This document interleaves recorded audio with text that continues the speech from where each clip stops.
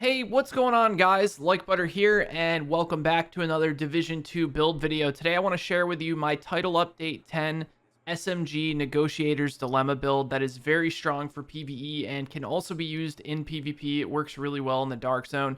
They did just nerf Negotiators Dilemma in the DZ, so maybe it's a little bit harder to use, but I think it's a really good build regardless, but mostly just for PvE. So let's get right into the build. I am using the safety distance for my primary. This is probably my favorite SMG in the game. SMGs, in case you guys didn't know, got a huge overhaul in Title Update 10. Got pretty much worked from the ground up. They were buffed, like their accuracy and stability were changed, and they were made pretty much just a lot stronger. So this build, even though I was using it last update, is really, and I mean really, really strong now. So the safety distance is a named MPX. It drops from SMG target loot. And you want to obviously, as always, have damage to targets out of cover in the third attribute, and then get as good of first and second attributes as you can. The good thing is that you don't need to worry about the talent, because the talent is actually one of the most important things about this gun. Because the biggest problem with SMGs that I've kind of learned over playing Division 2 is that, back in Division 1, the SMGs had really good accuracy. And because SMGs were so meta in Division 1, they kind of tried changing it in Division 2 by giving it a lot worse accuracy. So to compensate for that really bad accuracy, this talent works wonders. So every time you get a kill, you get 125% optimal range and 125% accuracy for 10 seconds. If you don't know what accuracy is, it's basically the bloom of the weapon or the cone of fire. Essentially, when you shoot in this game, the bullets aren't bullet projection, which means you actually shoot bullets and they have bullet drop. It's actually hit scan. So the second you pull the trigger, the bullet is automatically going to shoot somewhere on your screen. The higher your accuracy is, the smaller that cone of where those white dots are going to be. And you'll see that when we go down and shoot in the range a little bit. So this is probably, in my opinion, one of the best talents for any of the SMG classes. Everyone always wants to talk about, like strained and that kind of thing. And yeah, extra crit damage is great. But if you're only hitting like 30-40% of your shots because of how inaccurate SMGs are, then you're losing huge, and I mean huge, chunks of damage. So this is not only going to allow you to be more accurate, but it's also going to allow you to go for headshots more as well, which is almost just not an option with SMGs in this game. That you've probably learned by that. You've probably learned that by now. But and then my secondary, I'm using my God Roll, tactical vector with ignited. Usually I just use this for status effect builds, but overall, it's just a really good secondary gun to switch to if I have to switch to a gun to finish somebody off or whatever. But you could run some different stuff here. You could even run the Chatterbox if you really wanted to try it out. And then for my pistol, whatever, I just use the Orbit. I don't think I even rolled anything on this. I need to do that, but this is just all overkill. I never use my pistol. But anyways, so Negotiators Dilemma, if you guys don't know, this is a really strong build and a really strong gear set that has been in the game for a while, but not a lot of people talk about it because SMGs, like obviously Negotiators works the best with SMGs because SMGs are all about crit chance and crit damage. And it's so easy to get crit chance, which allows you to kind of just use your stats in other areas. A lot of people didn't really like to use it because SMGs weren't viable last patch, or they weren't optimal rather. They weren't good, right? And now they are very, very good. So the 2-piece is 15% critical hit chance, which is awesome. The 3-piece is 20% critical hit damage. And then the 4-piece, critical hits mark enemies for 20 seconds up to 3 marks total. When you critically hit a marked enemy, all other marked enemies take 60% of the damage dealt. Whenever a marked enemy dies, gain plus 2% critical hit damage, stacking up to 20 times or until combat ends. This is very strong. And the reason for that is you're going to see in the gameplay video, essentially what you kind of want to do is you want to just like hit 1 or 2 shots, or make sure you crit on an enemy. Then you move to another enemy, make sure you crit. And then the third enemy, you just basically lay into and it kills all 3 at the same time. Now you may think like that, like when I first kind of read into this build, I was like, why would you ever want to do that? Why not just kill the things one by one? The reason actually is because when you're marking enemies that are long range, what you can do is you can mark like one enemy that's really far away and another one that's really far away. And then like the closer enemy or the mid-range enemy, you can just lay into that enemy. And because of the safety distance, you're going to be able to hit the majority of your shots, which means you're going to be killing stuff really, really fast.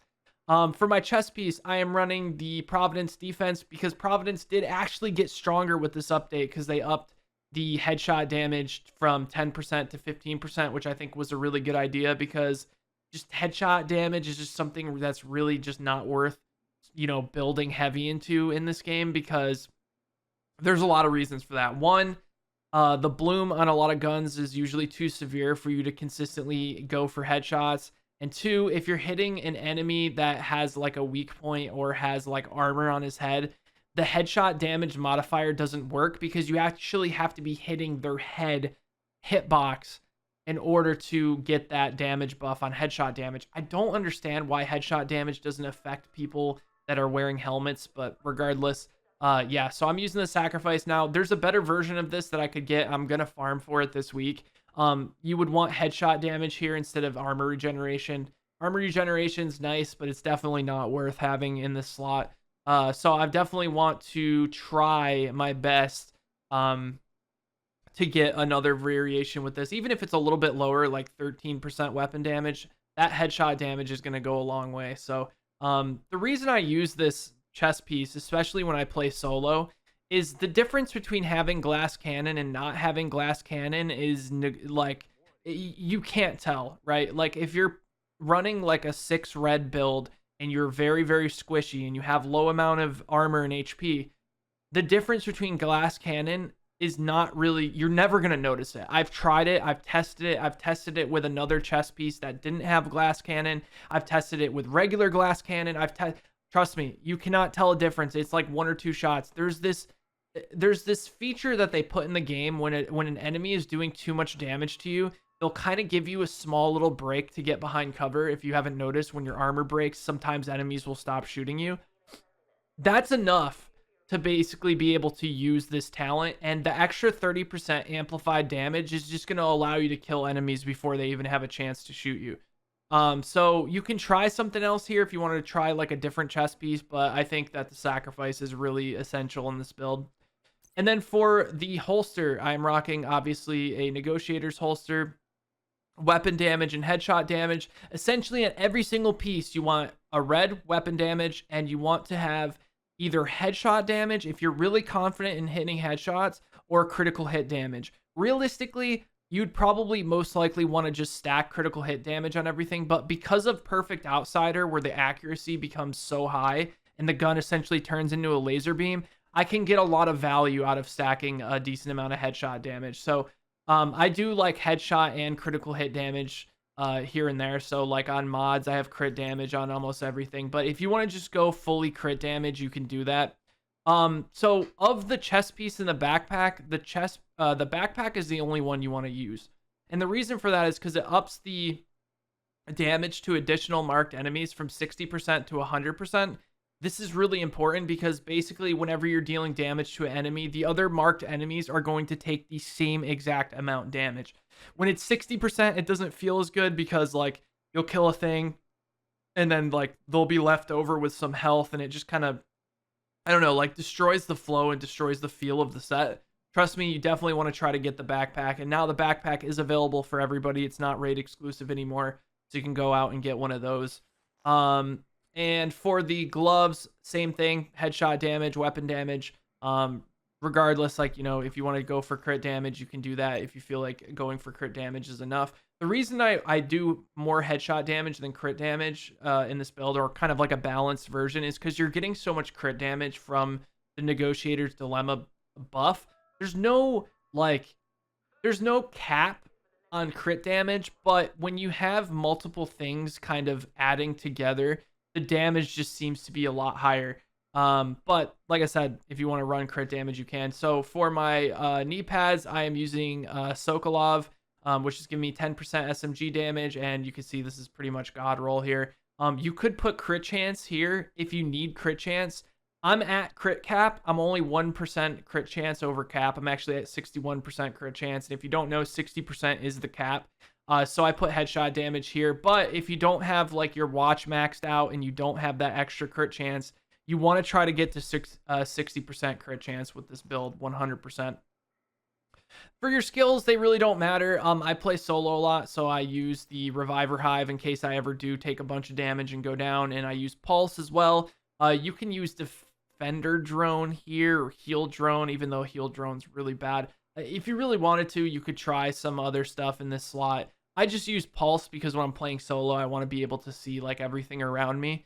But this build is very strong, very, very strong. I promise you guys are going to like it. Now, when it comes to the specializations, I use the fire specialization because of the health on kill, and also the armor kits are really, really strong. You could try some other specializations if you have any suggestions on what you guys would rather run besides the fire starter specialization. Let me know. But yeah, that's pretty much it, guys. And the cool thing is, like, when you have that health on kill, if you're ever low on health, and you end up killing like 3 enemies at once, which you will do a lot, you'll get like each one of those chunks will heal you. So sometimes I'll go from like 10% HP all the way up to like 90% off of a couple of kills. So yeah, so let's go down to the range. I'll just kind of show you guys what Perfect Outsider does really quick, so you guys can like kind of understand where I'm coming from with this. So let's go here and shoot 10. So this is like the basic like recoil for the MPX. Like you can see like the recoil and the accuracy, like mostly just the accuracy. You can see it kind of hops around a little bit, right? So you can see this being hard to shoot outside of like a certain range. Well, let me show you the difference when you get a kill. So when you get a kill, look at how accurate the shots get, which allows you to basically just hit headshots from pretty much any range that you want. You guys can see, you can just pretty much just drill them in the head immediately. And obviously the more accuracy, like you guys are going to see here. So essentially you get a couple marks, right? You shoot one, it kills all of them. That's pretty much how you're going to use Negotiators, and you'll see it in the video. But man, it really feels good to use, especially when things get going and you can just kill like enemies before they even get out of something. Now, some people ask me, is it worth using the chest piece? I personally think Perfect Glass Cannon is just too good not to use, especially with Providence One Piece getting even stronger with an extra 5% headshot damage. I wouldn't. Marking 5 like enemies instead of 3 is just kind of obnoxious, and a lot of times you're not even going to have 5 enemies that you can shoot in order for it to be, useful. I feel like you're gonna be cherry picking and you're just giving up too much. 3 is more than enough, like having 3 targets. So yeah, I'm gonna share with you guys some gameplay of me just kind of breezing through this heroic mission while also farming the new gear sets. I do have some new builds coming out soon with the new gear sets that are really, really strong. The problem is the status effect build that I love the most. I'm kind of just waiting on the Vile Mask to get released with the season pass. But yeah, hopefully you guys enjoyed this video. Let me know what you guys think of the build, and I will talk to you guys in the next one. Take care, everybody.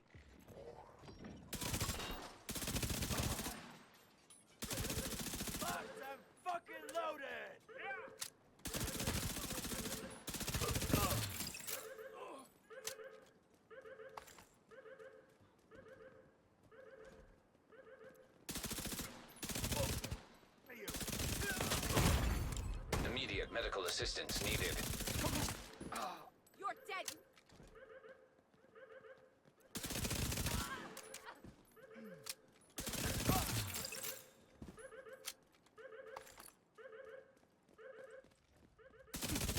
Got a visual on additional hostiles in the memorial compound.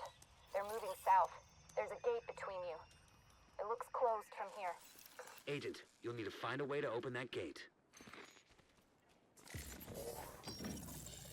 Movement in the perimeter. Check it out.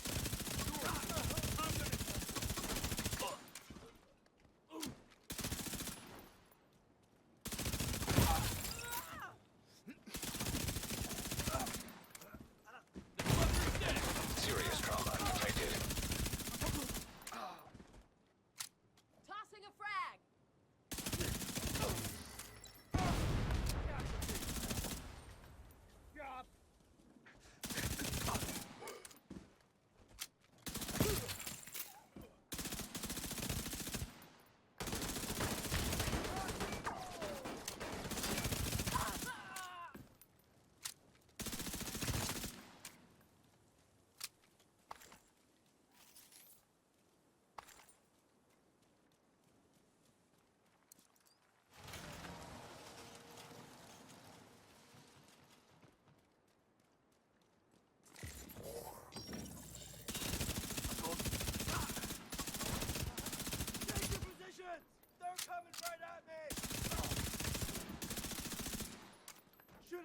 out of this, agent!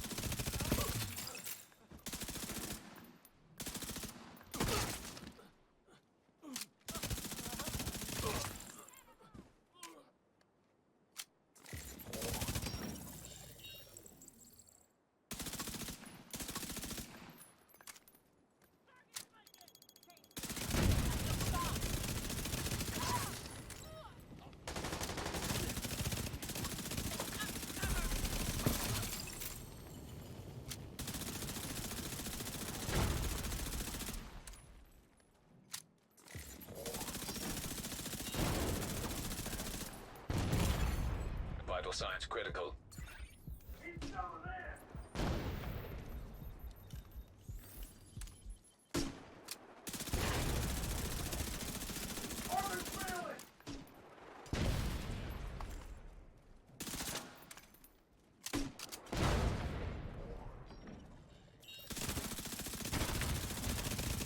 All clear. I repeat, the compound is all clear. No, that can't be all of them. Check the interior while I get Henry's people to maintain the perimeter.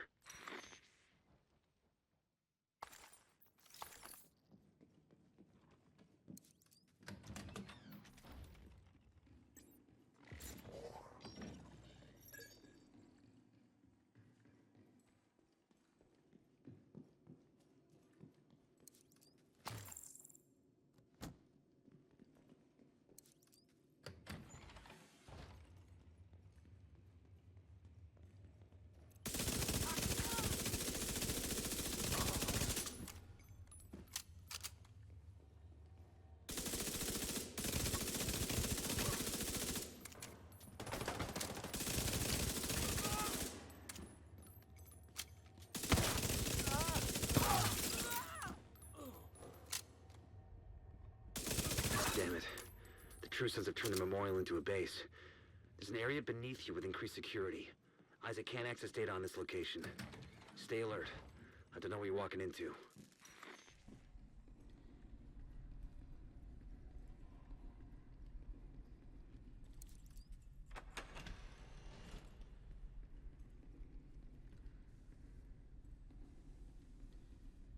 hear that? Fuck this noise. I'm not dying to help with the ammo count. DC-62 detected. Heads up. Isaac just ID'd those shells as chemical weapons. We can't afford to let the True Sons escape with those. You gotta find a way to close up that tunnel.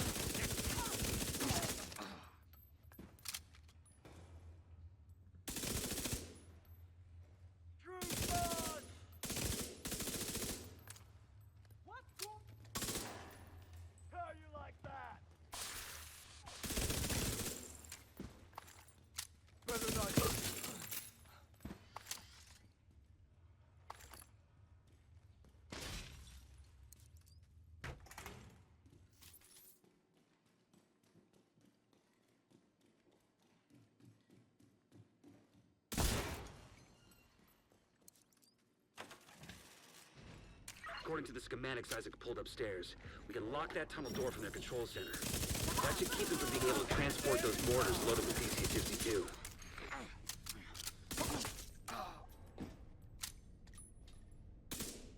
Grenade deployed!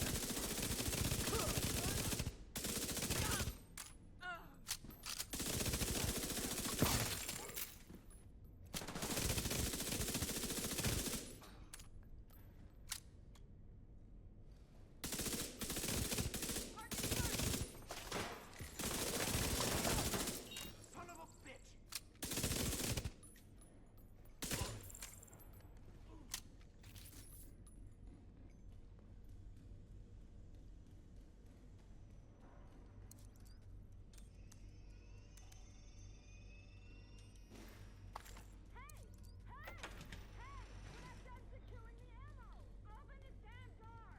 That should keep them from getting more of those mortars.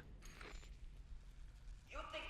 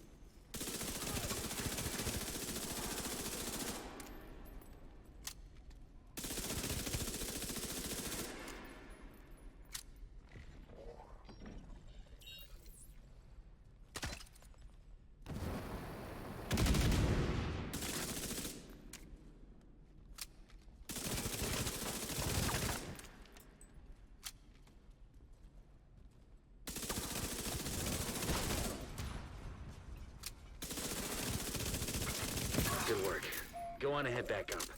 The team from the campus has taken position inside the memorial.